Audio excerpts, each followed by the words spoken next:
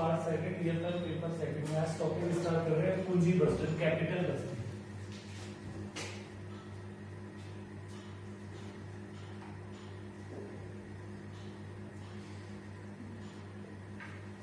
पूंजी बस्टर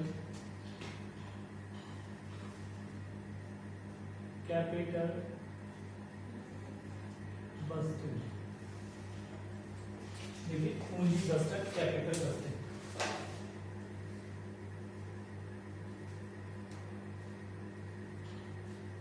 पूंजी buster capital budgeting.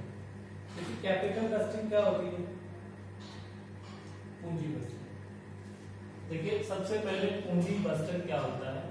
कहने का मतलब एक कंपनी होती है, कोई भी कंपनी है, उस कंपनी में जो पूंजी वे होते हैं, क्या होते हैं? पूंजी वे। देखिए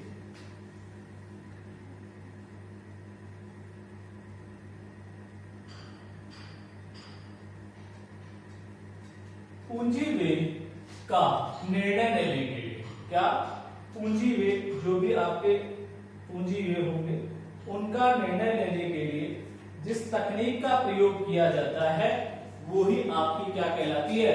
पूंजी बस्टर कहलाता है। वापस सुन लीजिए क्या बोला मैं कि पूंजी वे।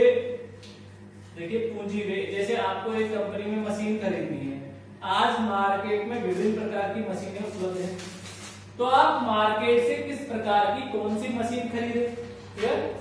भाई ए मशीन है, बी मशीन है और सी मशीन है, बहुत सारी मार्केट में मशीन है, तो आप कौन सी मशीन खरीदे? तो उस मशीन को खरीदने के लिए आप जो डिसीजन ले रहे हैं ना, वो ही आपका क्या कहलाएगा? पूंजी बस्टर कहलाएगा। क्या कहलाएगा? पूंजी बस्टर। अर्थात आपको जो भी स्थायी संपत्ति खरीदनी है, क्लियर, तो उनका निर्णय लेने के लिए जिस तकनीक का प्रयोग किया जाएगा वही आपका क्या कहलाएगा? पूंजी बस्टर कहलाएगा। तो देखिए पूंजीगत व्ययों का, देखिए पूंजी व्यय या पूंजीगत व्ययों का, तो देख लीजिए यहां पर पूंजी बजटन का अर्थ एवं परिभाषा, meaning and definition of capital buster, meaning and definition of capital budgeting, meaning and definition of capital budgeting. ठीक है, तो देखिए पूंजीगत व्ययों का देखिए अर्थ, मीनिंग, पूंजीगत व्ययों का निर्णय लेने के लिए। देखिए पूंजीगत व्ययों का निर्णय लेने के लिए प्रबंध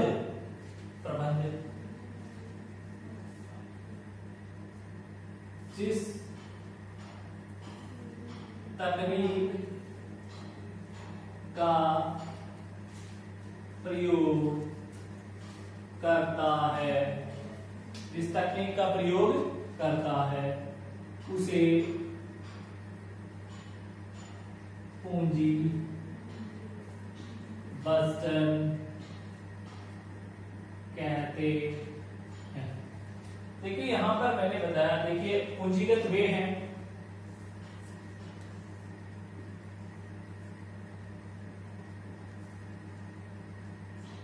इनका आपको क्या करना है? निर्णय कि ये जो पूंजीगत वे हैं वो किस प्रकार किए जाएंगे, उनका डिसीजन करना है। और कौन? प्रबंधक। किसको करना होगा ये डिसीजन? मैनेजमेंट को, प्रबंधक को। ठीक है, और प्रबंधक जिस तकनीक को प्रयोग में लेता है, वही आपका क्या कहलाता है? पूंजी बजटन कहलाता है। क्या कहलाता है? पूंजी बस्टर कहलाता है, कैपिटल बस्ती कहलाता है। ठीक है, तो देखिए पूंजी व्ययों का पूंजीगत व्ययों का निर्णय लेने के लिए प्रबंधक जिस तकनीक का प्रयोग करता है उसे ही क्या कहते हैं, पूंजी बस्टन कहते हैं।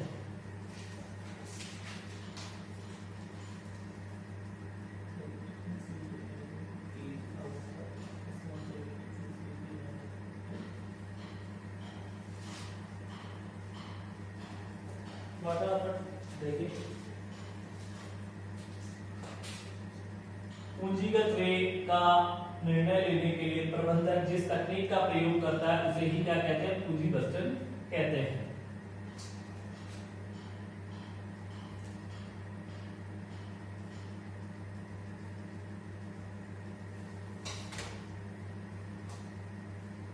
दूसरी परिभाषा भी आप बता सकते हो, पूंजी बस्टन से आशय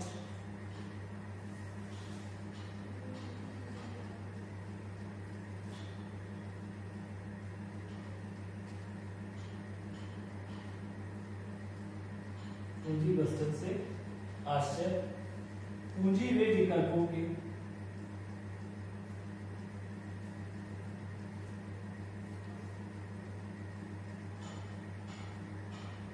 पूंजी वे विकल्पों के उद्भव, मूल्यांकन,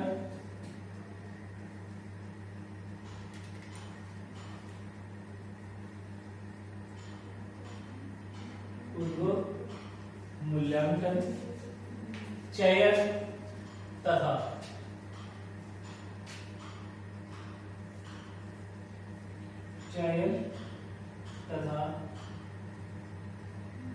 अनुवर्तन।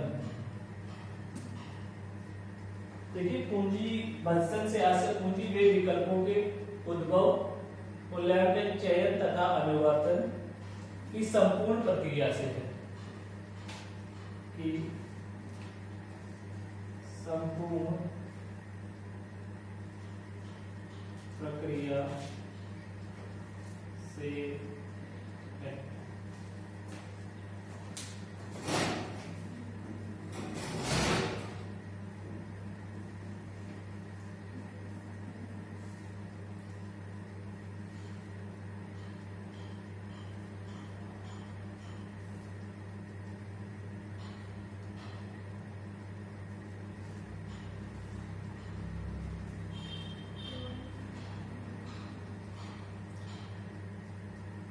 Capital expenditure, decision management techniques और कैपिटल बस्टिंग। इधर देखिए दोनों में से जो अच्छा अर्थ आपको लगे वो आप लिख लेना एग्जाम में।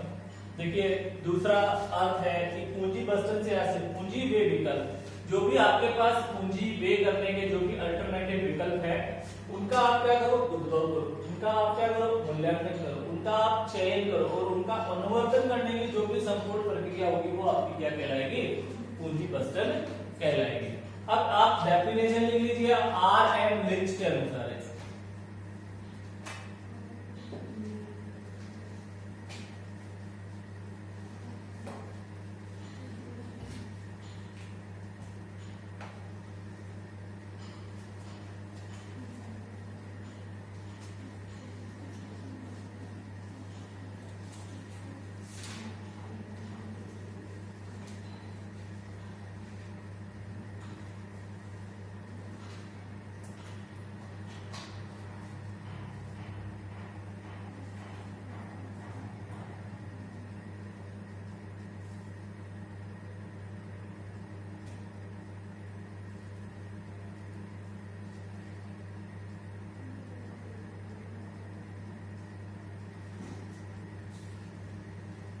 देखिए आर.एम. लिंच के अनुसार, अकॉर्डिंग टू आर.एम. लिंच, पूंजी बस्टन में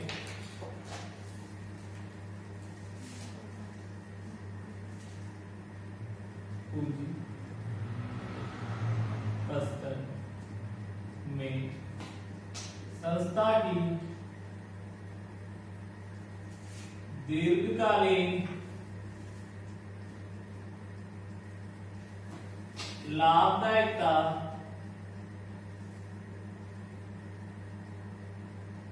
को अधिकतम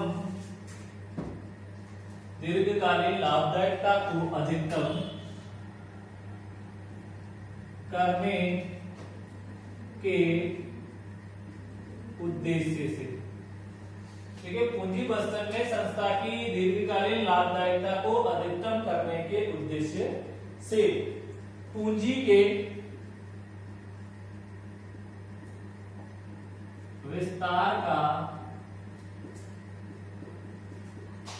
नियोजन शामिल है। किसका नियोजन शामिल है? पूंजी के विस्तार का नियोजन शामिल है।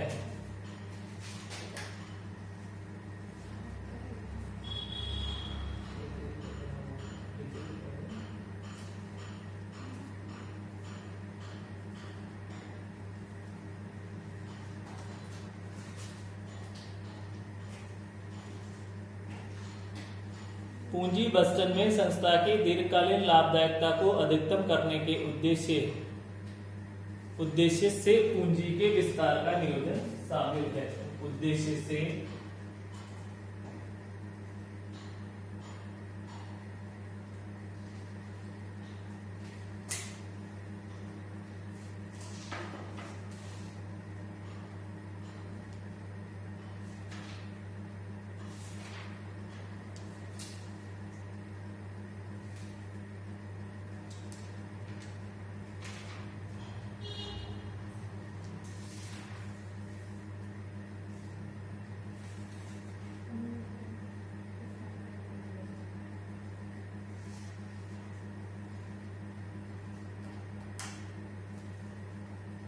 नेक्स्ट हेडिंग डालो इसमें, रोकड़ प्रवाहों का अनुमान।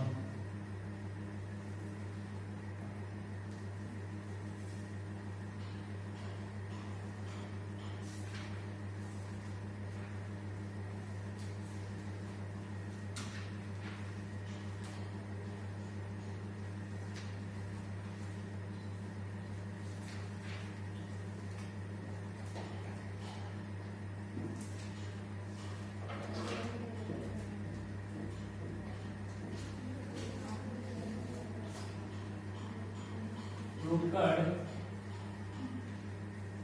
प्रवाहों का अनुमान।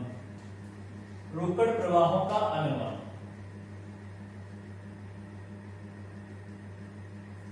Estimates of cash flow. Estimates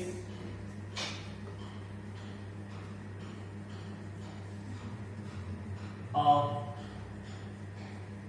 cash flow।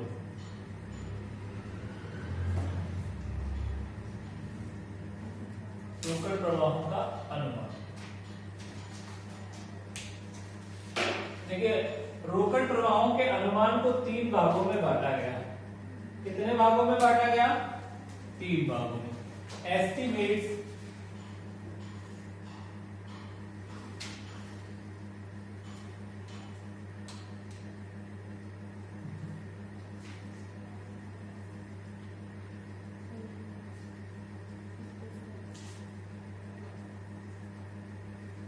रोकड़ प्रवाहों के अनुमान को कितने भागों में बांटा गया? 3 भागों में बांटा गया। देखिए, पहला था इनका प्रारंभिक विनियोग।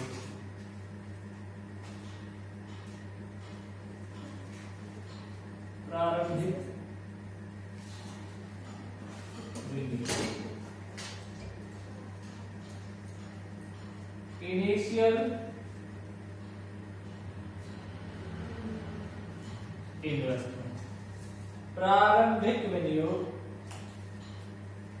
प्रारंभिक इनिशियल इन्वेस्टमेंट। शुद्ध वार्षिक रोकड़ अंतर्वाह।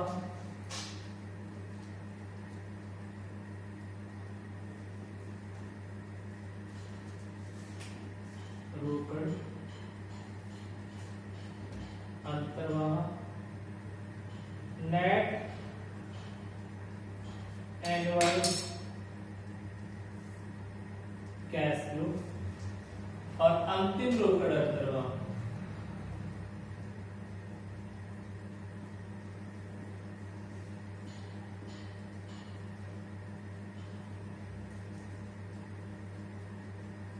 Terminal cash flow. Terminal cash flow, देखिए रोकड़ प्रवाहों के अनुमान को तीन भागों में बांटा।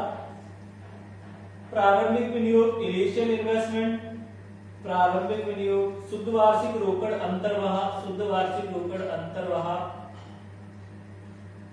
और अंतिम रोकड़ अंतर्वाह, अंतिम रोकड़ अंतर्वाह, टर्मिनल कैश इनफ्लो। देखिए कैश, एनुअल कैश इनफ्लो।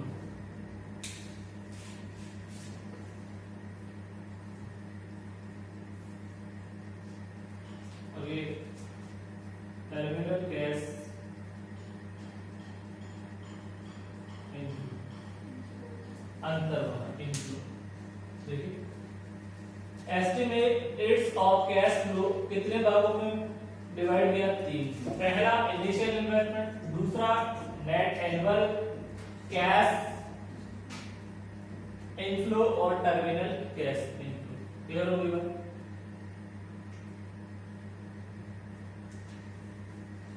अब देखिए प्रारंभिक विनियोग की कैलकुलेशन किस प्रकार से की जाती है। प्रारंभिक विनियोग की कैलकुलेशन किस प्रकार से की जाती है वो देखिए। प्रारंभिक विनियोग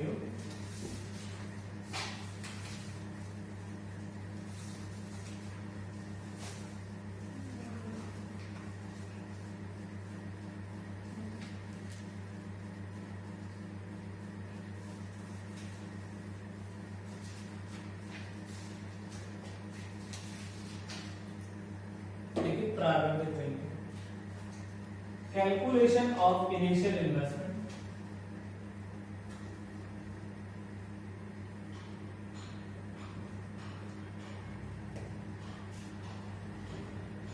of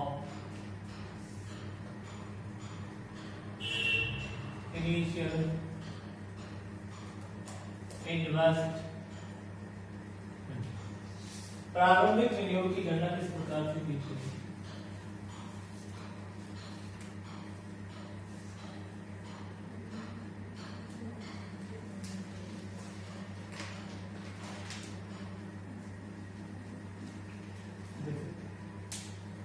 Purchase price of assets,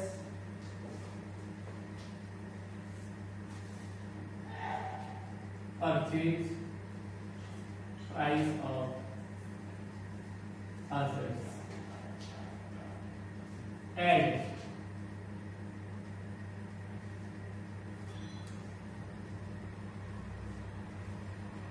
freight, insurance and installation cost। देखिए फ्राइट क्या क्या ऐड करेंगे? Freight, insurance and installation cost को क्या कर देंगे? ऐड कर देंगे।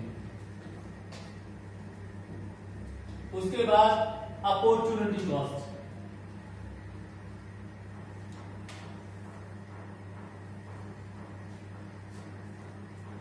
Opportunity cost. उसके बाद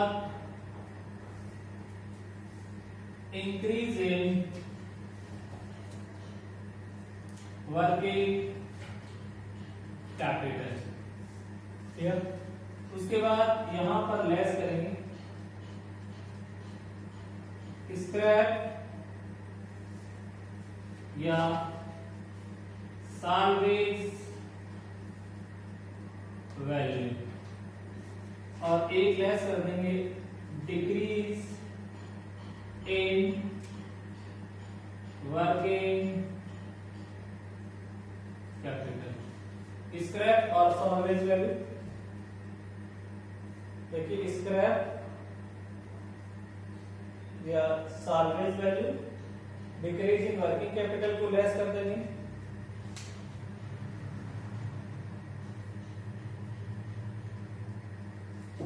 तो आपका क्या आ जाएगा?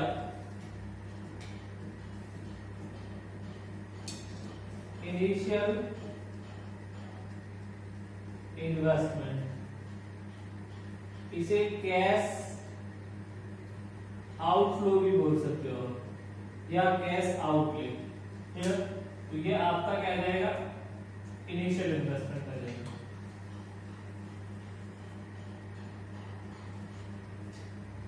Purchase price of assets add करेंगे, freight, insurance and installation cost. उसके बाद उसमें ऐड करेंगे अपॉर्चुनिटी कॉस्ट, ऐड करेंगे increase in working capital, less करेंगे स्क्रैप और सॉल्वेज वैल्यू, और लेस करेंगे डिक्रीज इन वर्किंग कैपिटल। तो आपका इनिशियल इन्वेस्टमेंट या कैश आउटफ्लो आ जाएगा।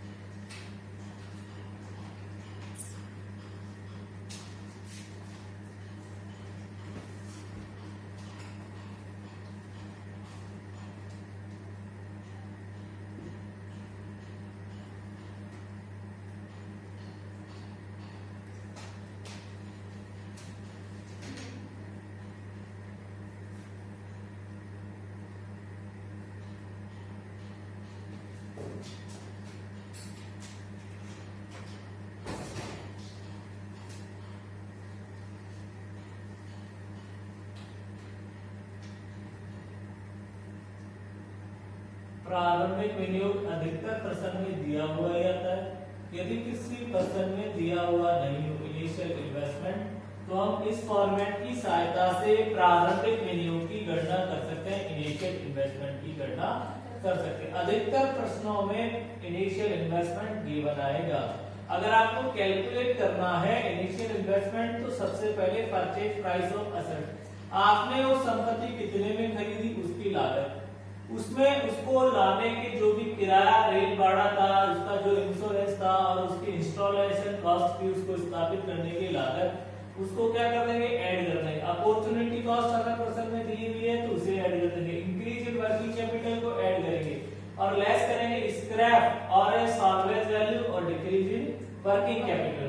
तो आपका इनिशियल इन्वेस्टमेंट या कैश आउटफ्लो आ जाएगा। अर्थात कहने का मतलब है कि आपसे कितना पैसा चला गया, कितना पैसा चला गया। क्लियर।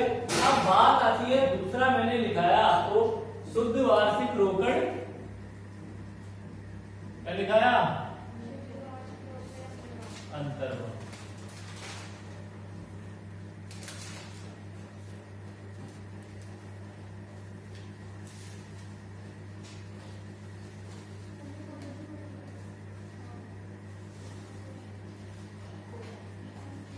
देखिए शुद्ध वार्षिक रोकड़ अंतर्गत, calculation of net annual cash inflow.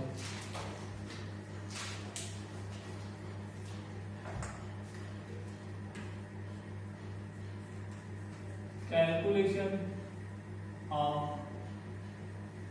Net annual cash inflow.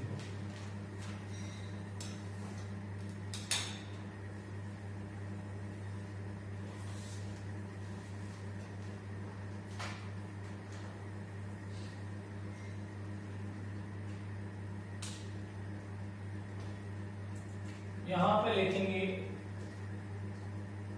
Sales, सबसे पहले क्या लिखेंगे, लेस करेंगे ऑपरेटिंग एक्सपेंसेस इंक्लूडिंग डेप्रिसिएशन, उसको क्या कर देंगे, देखिए ऑपरेटिंग एक्सपेंसेस इंक्लूडिंग डेप्रिसिएशन, इसको हम क्या कर देंगे, घटा देंगे।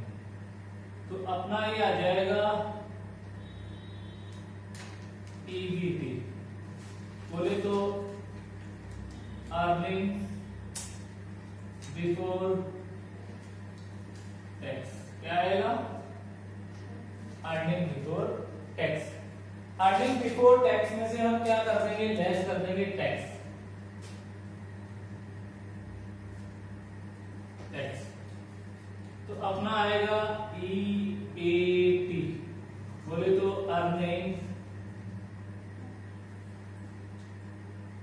After tax. Earning after tax में से हम ऐड क्या करेंगे,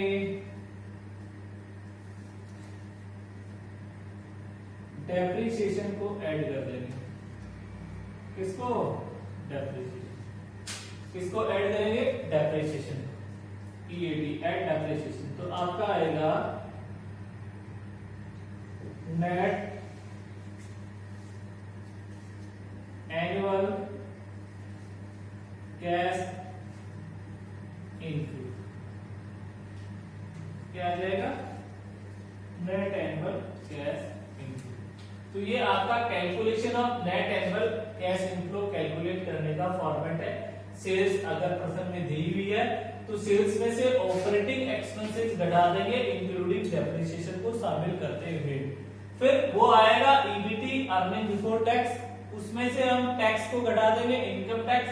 EAT आएगा, अर्निंग आफ्टर टैक्स आएगा, उसमें से हम वापस ऐड कर देंगे डेप्रिसिएशन को। तो हमारा आ जाएगा net annual cash inflow.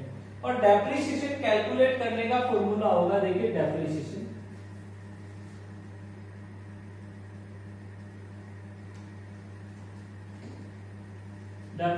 Equal to cost of assets minus scrap value बटा लाइफ ऑफ असेट्स। देखिए डेप्रिसिएशन कैलकुलेट कैसे होगा, कॉस्ट ऑफ असेट्स किसी भी संपत्ति की लागत होगी, उसमें से स्क्रैप वैल्यू को घटा देंगे, अवशिष्ट मूल्य को, और लाइफ ऑफ असेट्स उसके जीवन काल का उसमें भाग दे देंगे। तो अपना क्या आ जाएगा, डेप्रिसिएशन आ जाएगा। क्या आएगा, डेप्रिसिएशन आ जाएगा। क्लियर हो गई बात।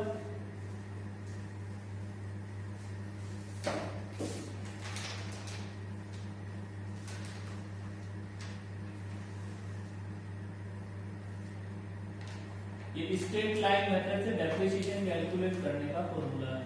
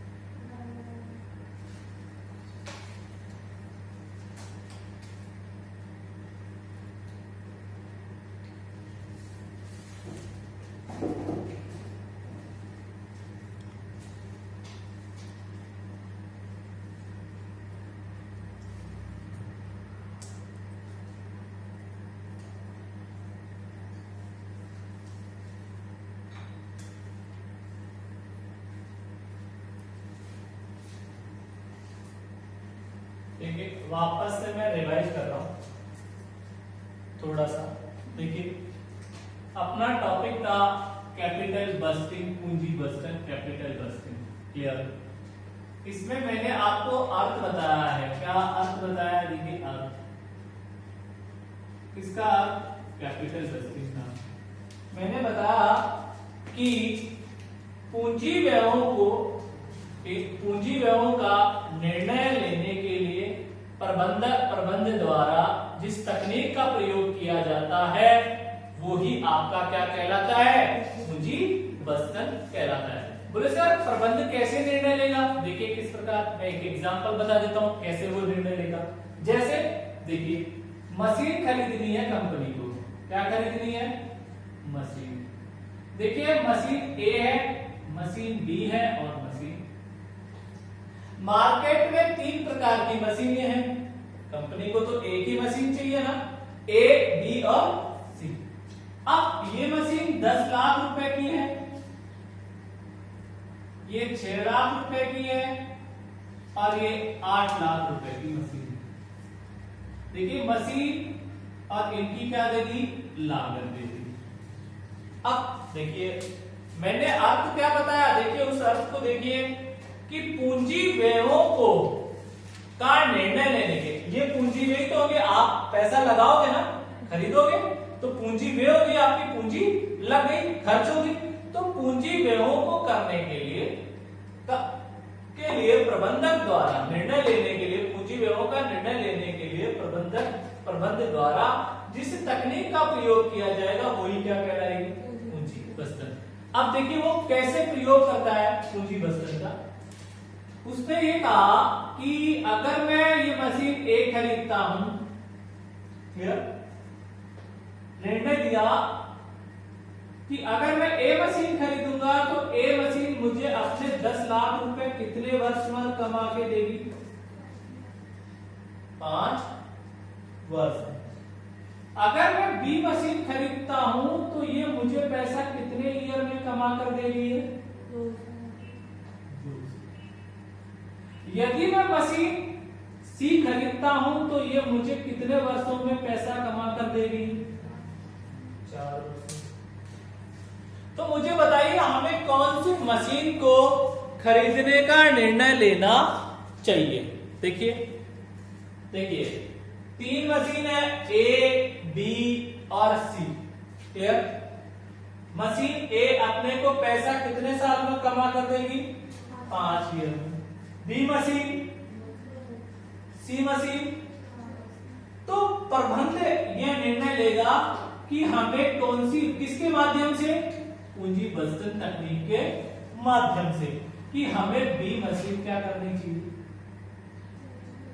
क्रय करनी चाहिए।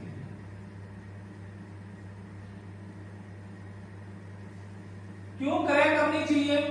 क्योंकि बी मशीन जो पैसा कितना लग रहा है मार्केट में, 6 लाख, और 6 लाख हमें कितने वर्ष में कमा कर दे देगी, एक आप 10 लाख रुपए लगाओ तो 5 साल तक तो इंतजार करो, वो 5 साल तक तो आपको 10 लाख रुपए ही कमा कर देगी, तो प्रॉफिट कहां होगा आपको।